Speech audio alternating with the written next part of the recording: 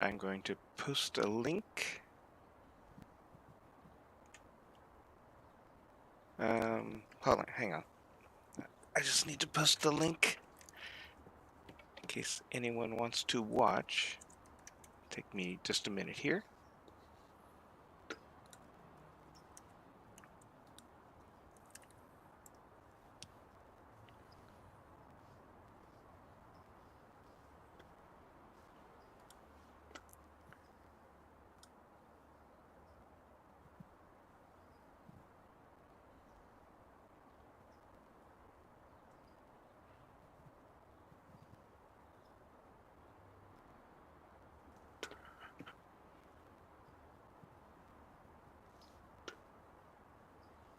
Wow, I don't even subscribe to my own channel.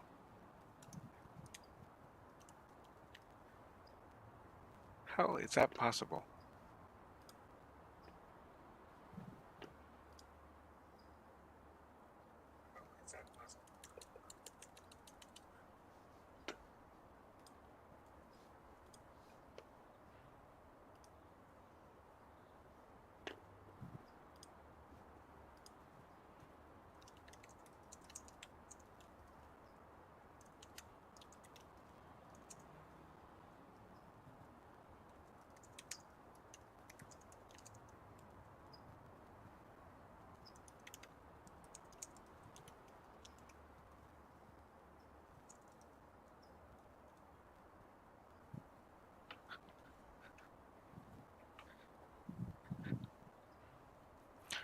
Okay, excuse me.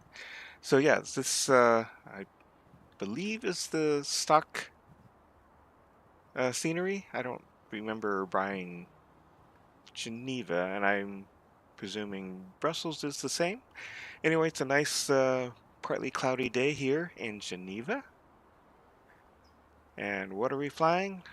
The Q4XP-8 from FlyJSim. I really love this model. I was flying it a lot before the Hot Start Challenger 650 came out, and I love that one even more. But I do love turboprops, and it's nice to fly this from time to time. And this turboprop, according to real Q400 pilots or Dash 8 pilots, it sounds dead on accurate to their own experiences. So going to do a live flight. Okay, let's get into the cockpit here. And let's see how we're loaded here. Because first thing to do is the weight. Sorry, I need to take another break here to get my checklist.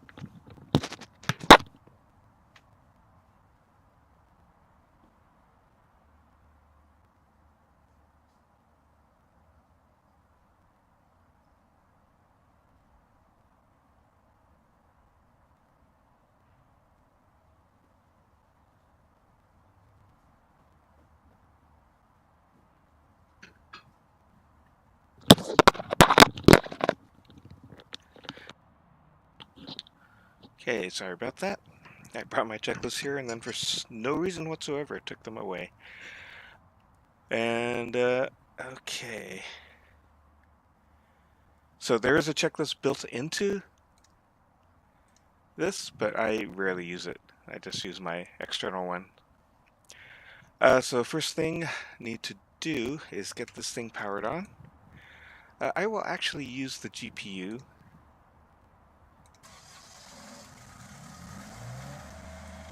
Okay, then turn on these batteries and external power. Okay, do a quick test of fire test, engine fire, engine 2, baggage, and everything looks good there.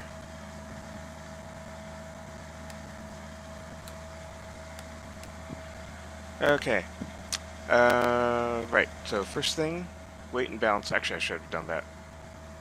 Absolute first thing. So first you need to select the load. Now I'm flying this for the Noble Aviation virtual airline, and so they have these profiles set up for each type. So there's 25 passengers.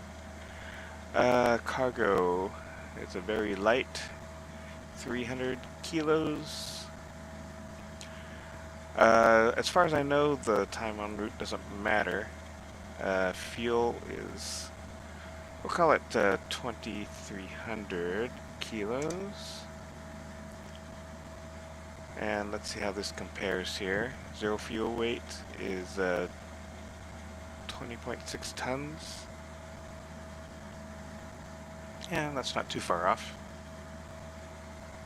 Okay, go to load summary, confirm the load, and start loading.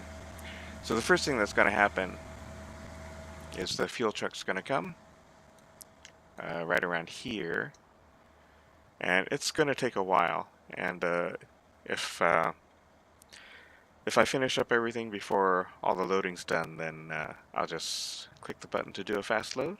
Here's the fuel hydrant, I guess it's called. And yeah, why don't we watch this process, because it's well, sort of interesting. Taking about the same amount of time as a real thing, maybe a little quicker, not sure. Even put a cone up there. I would really love to fly a Dash 8. I never have. In my part of the world, you'd have to go to Canada, really, to fly one of these. So one of these vacations, I'll do that. Probably just find some destination served by a Dash 8 and go there just for the flight rather than the destination. So hooked up to the hydrant. Fuel drops, the fuel panel drops down. Why don't I get up closer here? There we go. So that's pretty neat. Let's go back to setting up the cockpit. Let's see, and you can see it's fueling. And once that's done, they'll start loading passengers and bags. A process that takes quite a while, so again, if it takes too long, I'll just do the fast load. Okay, so we did the fire test. Let's do a flow here. All that is fine. Fine for now. Recirc fan on. And I need to see the destination. Oh, lit up the airports. I was going to do this before I started the stream. Oh well. So 10.9 is the airport chart. And we have a departure, which is 10.3B. Right there. And then Echo Bravo Bravo Romeo for Brussels. We are approaching 10.2A and 12.3. Sorry, arrival. It's the 10.2A. And the approach is the 12.3. Then we need the 10.9. Right there. So the Brussels airport elevation is 175. So that'll be about there. Basically zero. Turn on position. It's in the evening here in Geneva, but the sun's still pretty high, so we'll just leave it at that. Right. So let's get the cockpit powered up here.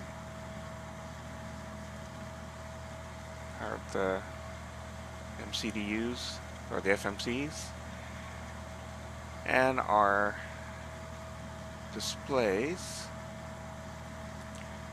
Takes them a while to go through the self-test. Okay. We'll put on the fasten seatbelts. arm the emergency lights. Not fasten seatbelts, the no smoking. We'll do fasten seatbelts after fueling is done. And take a quick look at this panel. Steering is off. Takeoff warn does warn. And then the next step is, and I'm skipping some steps here. The next step is to program the FMS. Just still doing its self-test. So, yeah, these are some pretty nice displays, and it's nice how FlyJSim lets you control the brightness and turn them on and stuff. Let's go to accept on these. Okay, let's get the flight plan. Okay, so this has an unusual, but I think really good way to enter your flight plan. We'll do this first. We'll select the next one. I'll put in the destination. Echo Bravo Bravo Romeo. Accept. Then look at the actual plan. So we're leaving on the Arbos 8 November. So go to the menu, depart, runway 4, which is entry 1. On the Arbos 8 November, which is number 1. No transition. So that part's done. Then from Arbos, we take UL 47. So I need the list, airways. For UL 47, there's only one, entry 1. And it goes out at Ixilu, so that's entry 6. Then UN 853, list airways, number 3. Getting off at EBBR, so entry 2. And then November 853, lists, there's only one. That leaves at Dick, 2. And then Yankee 37, lists, that's entry 2. Getting off at Batty. And then we'll do the arrival here. So menu, arrive, 25 left, which is number 5. The star is Batty 5 Alpha, number 3. No transition. The approach, you're using the RNAV 25 left, which is number 5. Transition at flow.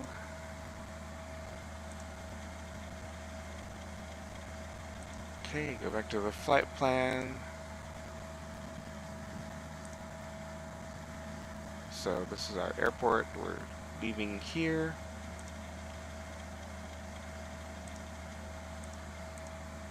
Flow, Dikpo, Giknu. So let's confirm this looks good. Flow, Dikpo, Giknu. Yep.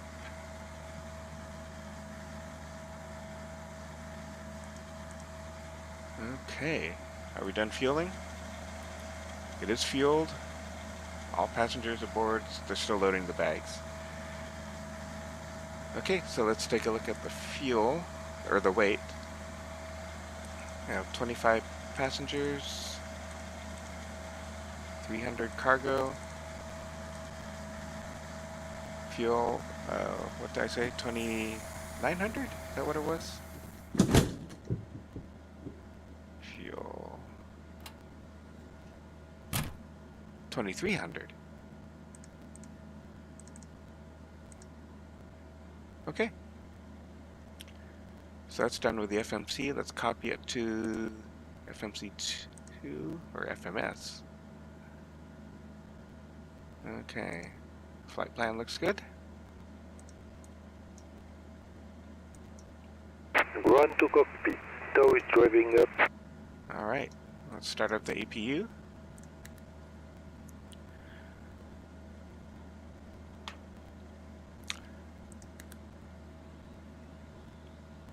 Can hear that one spooling up. Possibly you can hear that.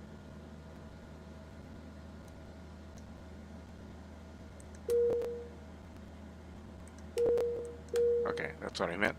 Seatbelts on. Okay, turn on the APU gen. Turn off external power. And disconnect the GPU. And while we're at it, Okay, all doors and hatches are closed, ready to connect. alright. So we'll be flying at 240. Okay, so 240 here. Switching strap and adapter in position. Release parking brake when ready to start pushback. Alright. So passenger signs are on, emergency on, anti-skid, armed, sensor power levers all set. Let's see.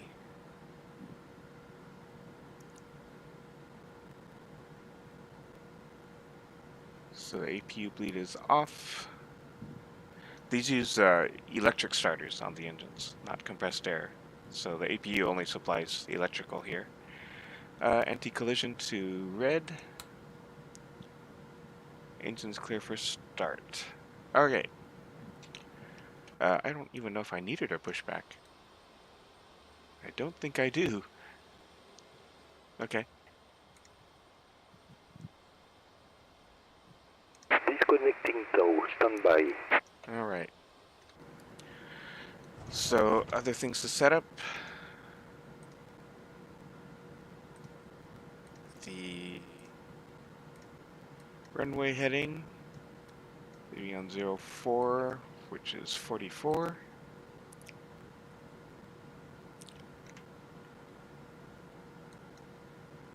So set 44 here.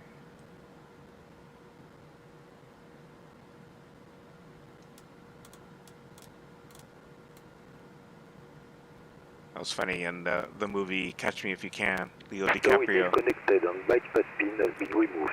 Hand signal of the left. We'll see you next time and have a safe flight. Thank you. And he said he landed when he was a young pilot. He landed on LaGuardia runway 44, which was pretty funny. I had wondered if that was a mistake with the movie crew, but I think that was to show that Leo DiCaprio didn't know, or his character didn't know what he was talking about. So battery master on, fueling lights off, anti-collision red, engines clear for start. So let's do that.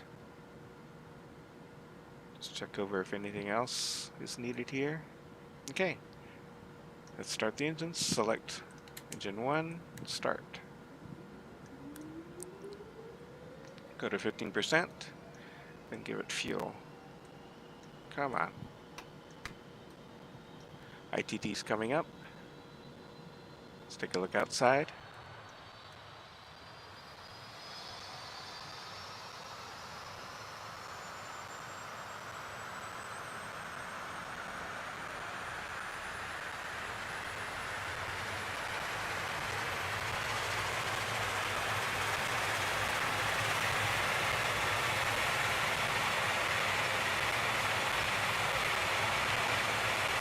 That is awesome.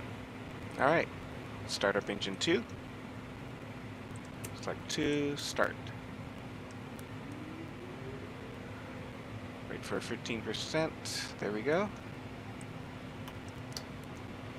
ITT's coming up.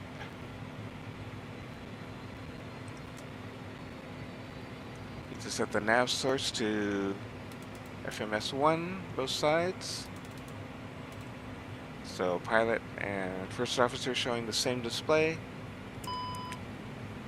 Or captain and first officer.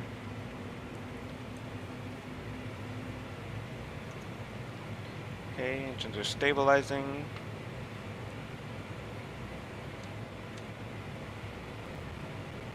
So turn on the bleed air.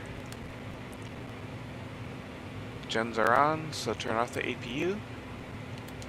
Bus tie off. And we set the condition levers to max.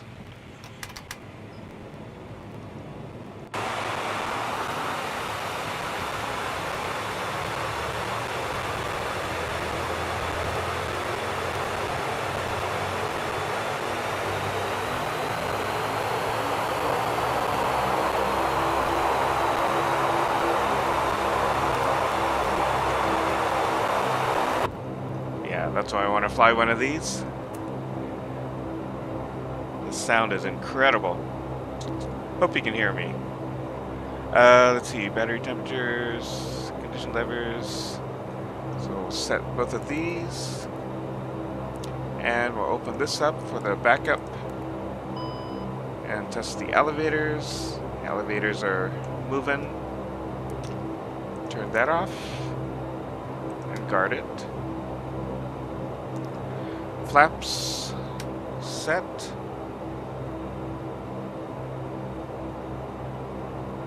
Rudder travel.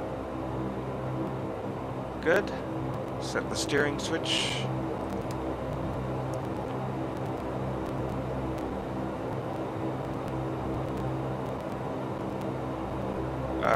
Yaw damper on.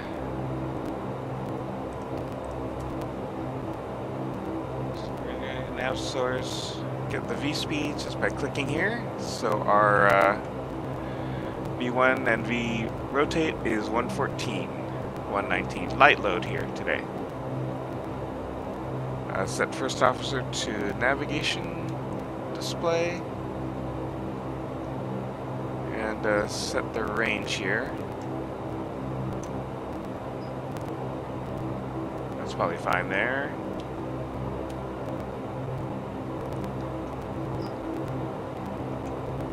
Okay, so when we depart on runway 4, there'll be a left turn here, and then another left turn. Got to set alt cell, otherwise we'll blow right through. The set altitude, set LNAV. Alright.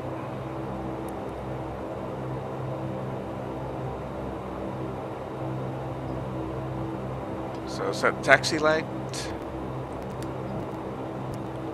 Altimeter. I didn't even set that yet.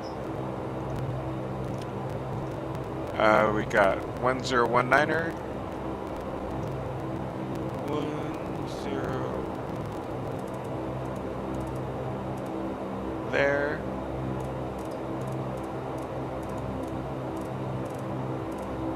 Can't really see. All right. 14. That looks good. So the aux pumps on. Auto feather on. Flaps are set.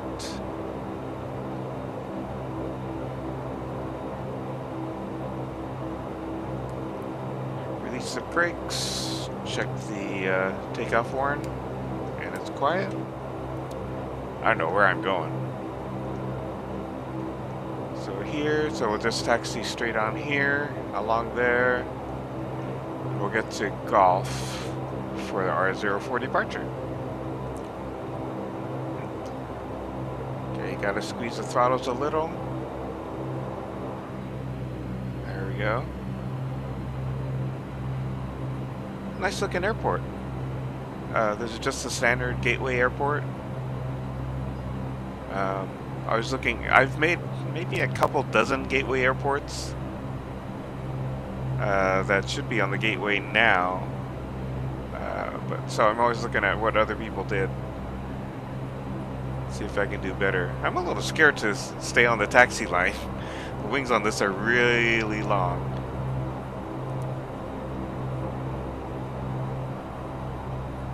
Huh, that is a nice looking job.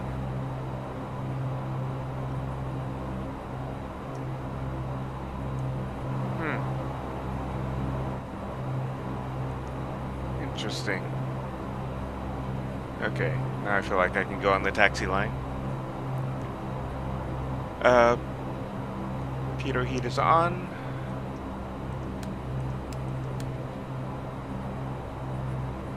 Ice protection, let's do windshield.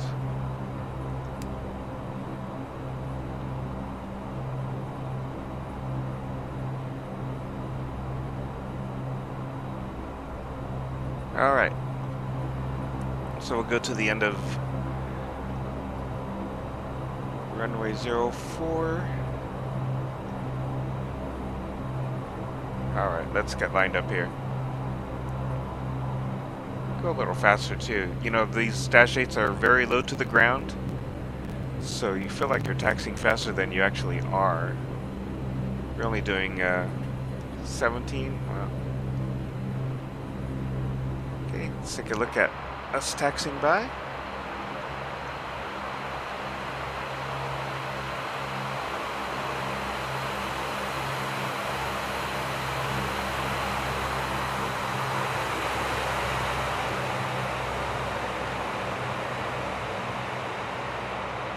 Very cool.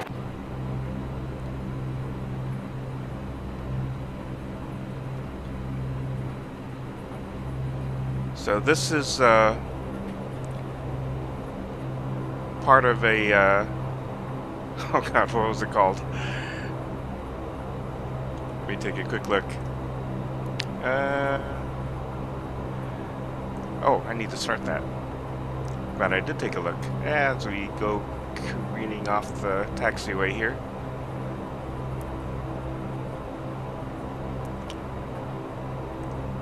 Okay, let's start the flight. So this will register with the VA that we are flying.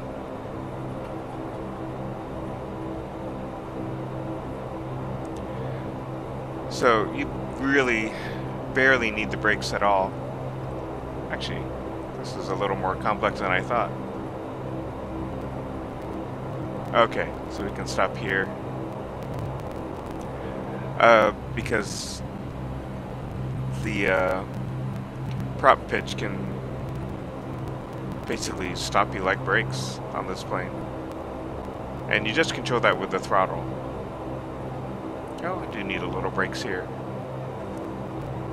Okay.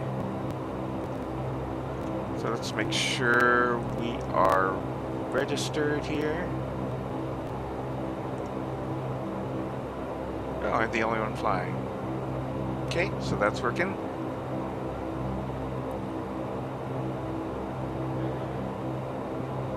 Okay, so set landing lights. Strobes on. Bleed air off. For now. Taxi, so need to switch this to flight, which interestingly puts up the spoilers because we're on the ground. Landing taxi lights off, or on rather, what am I saying? Okay, let's go onto the runway.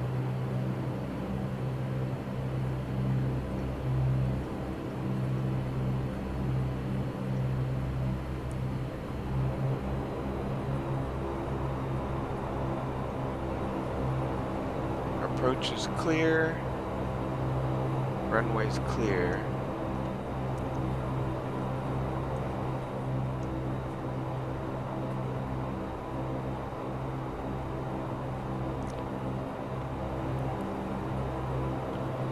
Line up with our heading bug.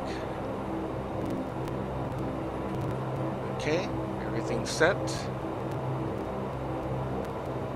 Rotate at 114. Let's go.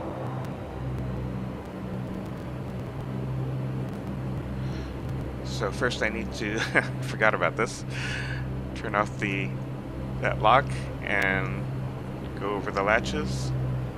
There we go. So I have a couple switches on my yoke to get the throttles over the latches. 80 knots. That's 116. Rotate. Positive rate. Gear up.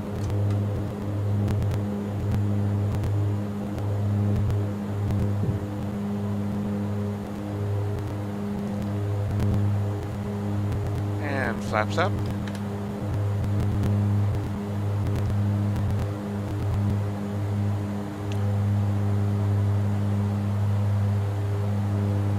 Going into IAS mode, which I believe is the top one.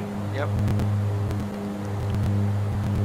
At 210 is what I usually like. Yaw dampers on. Oh, this is some beautiful countryside here.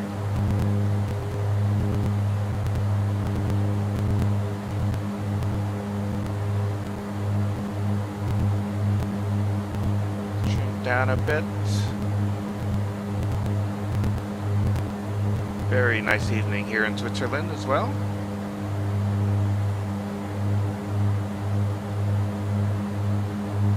Okay, it's time to set autopilot.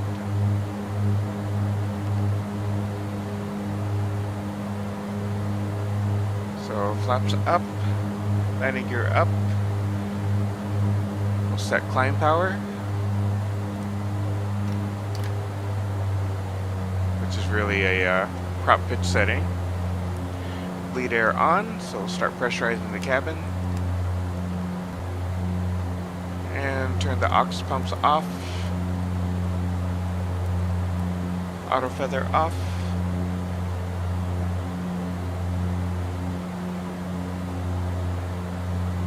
And that is it. I forgot to check the transition altitude. Probably like 5,000 feet. 7,000 feet, so we've already passed it. So set standard there. And there.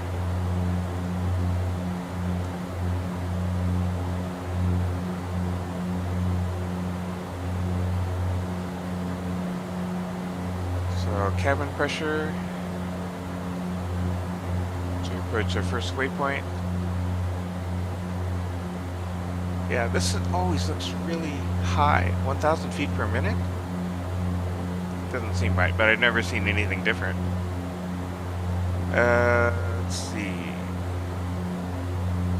So turn off landing lights and taxi lights.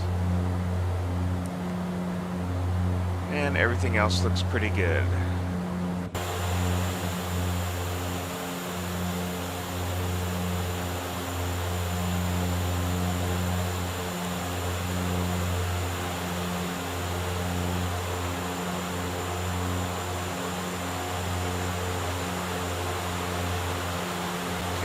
I promised some photos here, so let's go ahead and do that.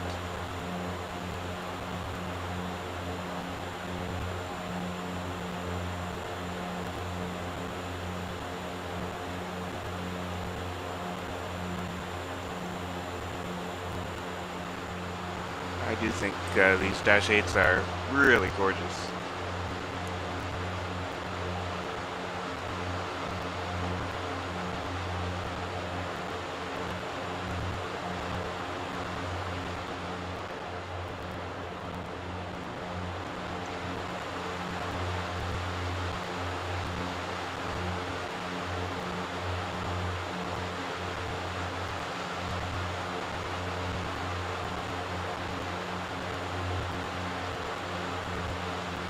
So I'll probably have to take photos on another flight since I'm streaming. But yeah.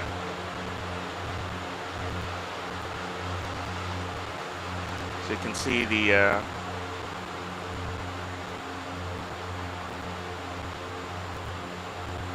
this maybe it's easier to see on the other side. Or maybe that's too loud. But you can see this panel here. It's an extra panel. That's to guard the fuselage against ice sloughing off the props. So you can just change the panel and not worry about the fuselage. So we're at 14. So this is a very easy plane to fly, even though it's not very automated. You do have to make sure you set Alt Cell. It's weird that that's a manual process. Otherwise, you'll just blow right through your target altitude. But yeah, you're not. There's no auto throttle, but you barely touch the throttles anyway during flight. Okay, so let's look here.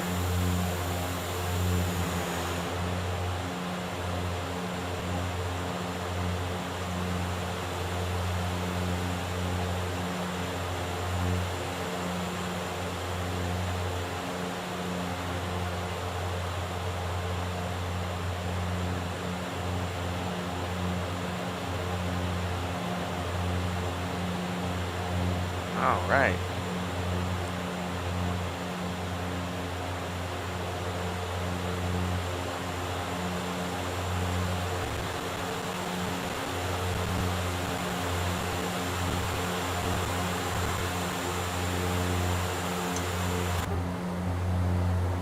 Okay, heading to 18,000.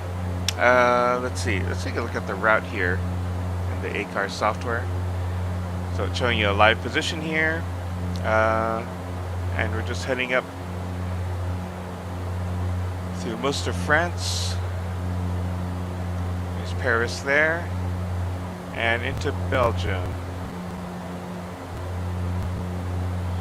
Luxembourg? Oh, Luxembourg, okay. Is there a country in Europe I haven't heard of?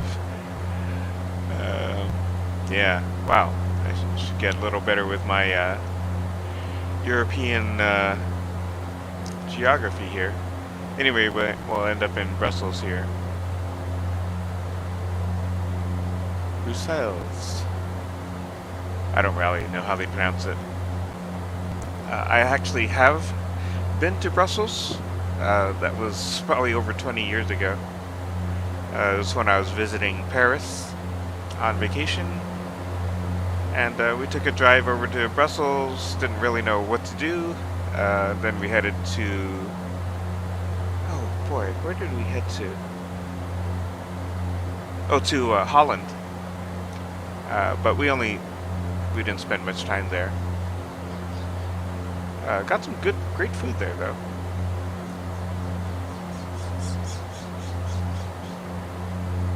And found that gas compared to the United States was extremely expensive.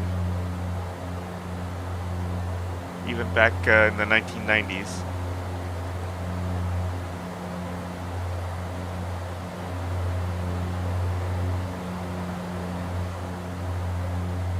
Right, so let's see, 20.6 there.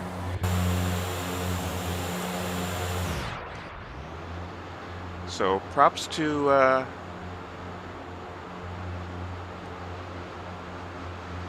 the Noble Aviation livery painter, who did a really fantastic job in a very short time. I have tried to make liveries. I think I've made a couple, but didn't really like how they turned out. And I didn't enjoy it much. So that is not something I do. I do make gateway sceneries. Nothing real big yet. But if we go here, go to the gateway, and I'll just log in.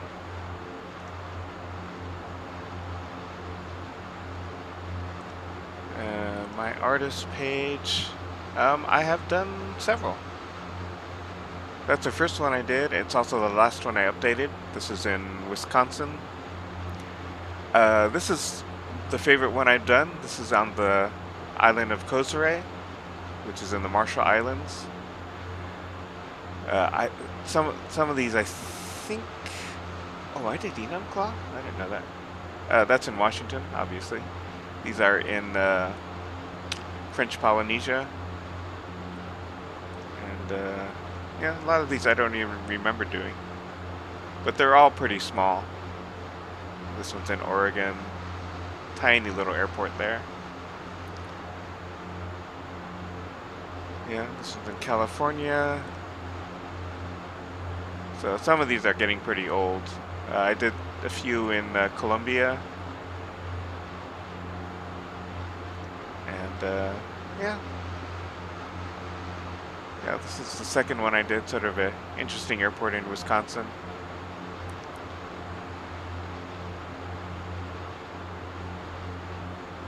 So yeah, once X-Plane 12 goes into public beta, I'd like to update them. I do have one that I haven't sent to the gateway yet. That's my biggest airport ever in Indonesia, and I'd like to give it all the X-Plane 12 love that I can. For the most part, you don't have to worry about it though. Okay, we're almost at altitude. 100 feet to go.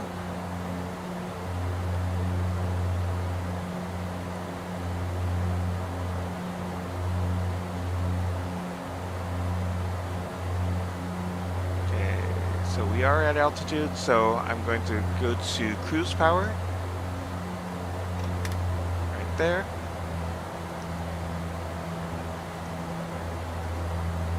And we'll settle in. So for turboprop, these are pretty fast. True airspeed at, well, we've got quite a headwind. At the 324, it's probably going to be like 360 or so, I think. So considering that, you know, a TBM is a very fast single-engine turboprop that maxes out at a little over 300, this is pretty good.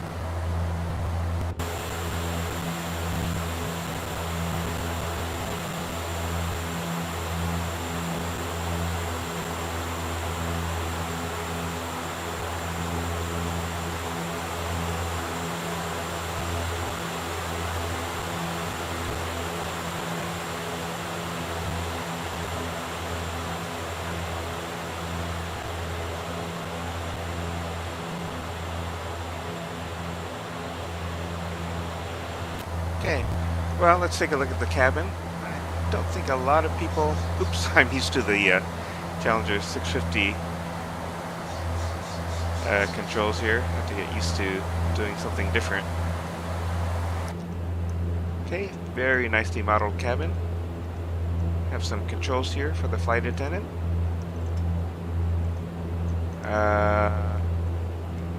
Can we turn on here? And they actually work. Might be hard to see in the day. Yeah, I can't really tell anything. So, yeah, the lavatory opens.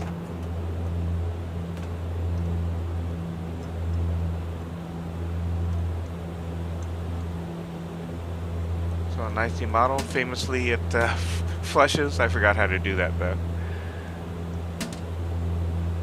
Okay.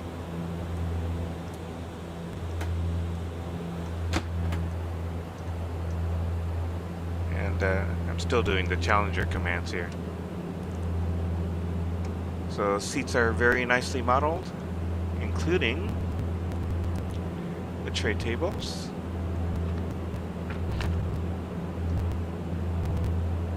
If I know how to put it back. What, do you just do it here? Oh yeah.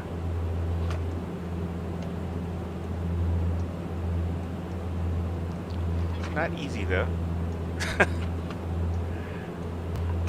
There we go. And each shade works. Do the lights work? I don't remember. Not individually. But they do have mood lighting that you just can't really see right now.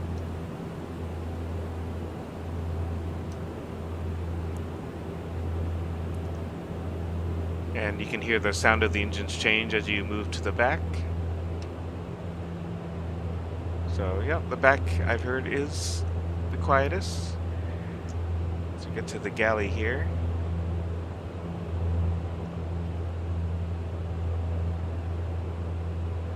There's the rear door with its ladder right here.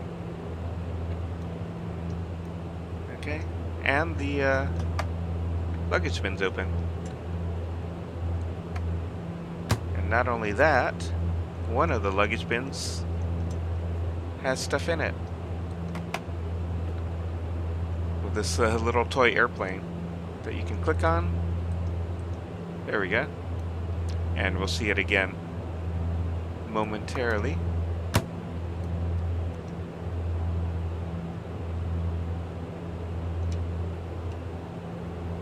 So, yeah, very, very nice cabin. The sort of the comparable plane is the Saab 340, which I think is a 2x1 seating arrangement. Am I remembering that wrong?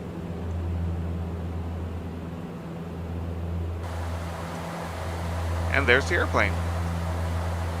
And if you click on that, it disappears and goes back into that luggage bin. So, yeah.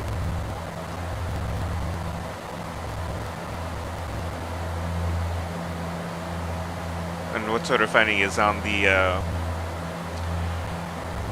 Jazz livery that comes with this model. Since Jazz is a Canadian carrier, this cup turns into a Tom Hortons cup, which is pretty neat. I think that's the only one that has a special cup. So what are we at now? Yeah, true airspeed of 358, yeah. About typical for this altitude. And then we can start looking at our top of descent. We're hitting the VNAV button. And so Dikpo is in our final approach path. Let's actually take a look at that.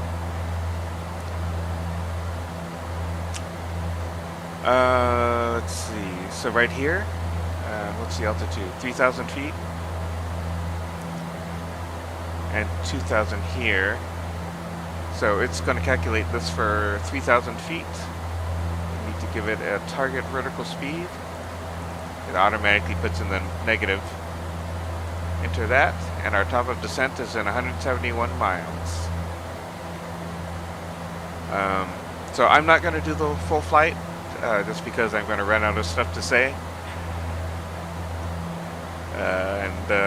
While this is a relatively short flight, it is... that's still going to take a while. What, half an hour there? Which isn't too bad. And then this VTO, you can choose which waypoint to calculate the top of descent for, and the stick bow is fine. And if you set VNAV, when you're within 10 miles of the top of descent, then it'll automatically begin the descent. But you better be ready for it, because there's no auto throttle. So have to be careful not to overspeed. The descent is very easily controlled. It's not like flying a 737, because if you want to slow down in this while descending, you can slow down while descending. Not much of a problem. Yeah, because the props, especially if you go into a flatter prop configuration, they act like parachutes almost. So you can do the approach fairly fast. What's difficult is landing this. It is, yeah, I have a very tough time. I've done some good landings. I've done even more really hard ones.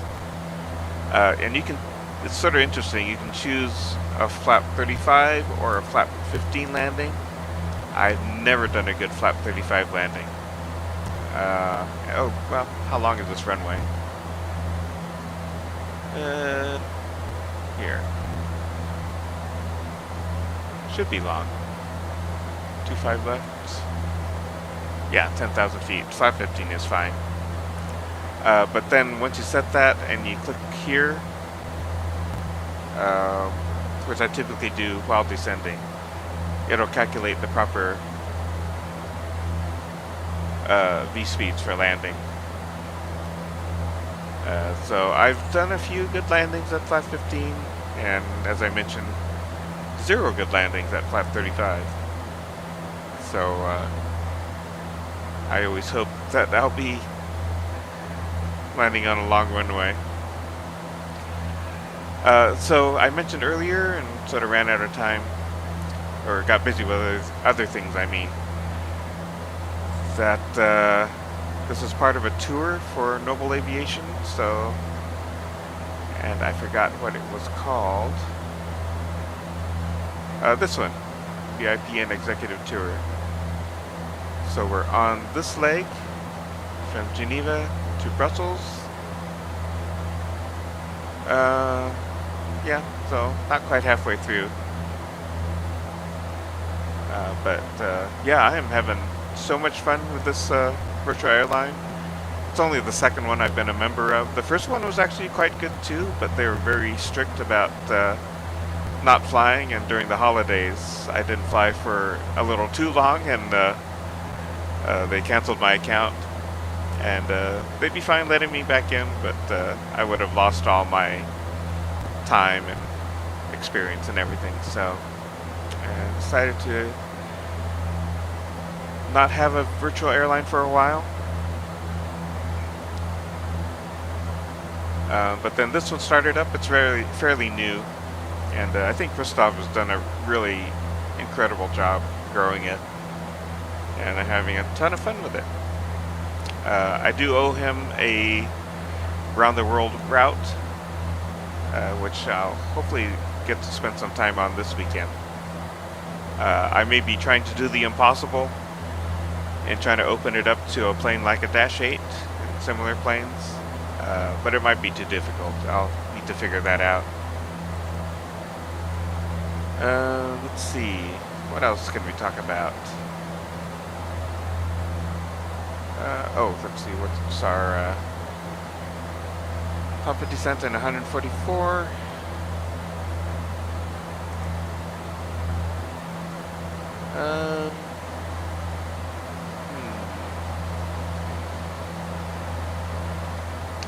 Yeah, so the range on this, you can do about 1,200 miles fairly safely. I've actually done a flight that long, and was very safe on fuel. But you gotta watch out for the alternates, and that's typically where you run into range problems with this.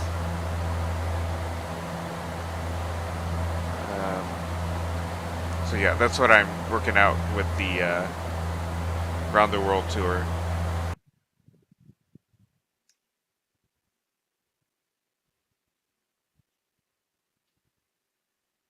I think we crashed. I don't even know if I'm broadcasting still. Okay, well, I guess that means the stream ends. So, yeah, thanks for watching. I don't know how that happened. Maybe it's the streaming. But, yeah, okay. I guess I have to end it there and start this flight over. So, again, thanks for watching, and hope to stream again. I cannot even bring up the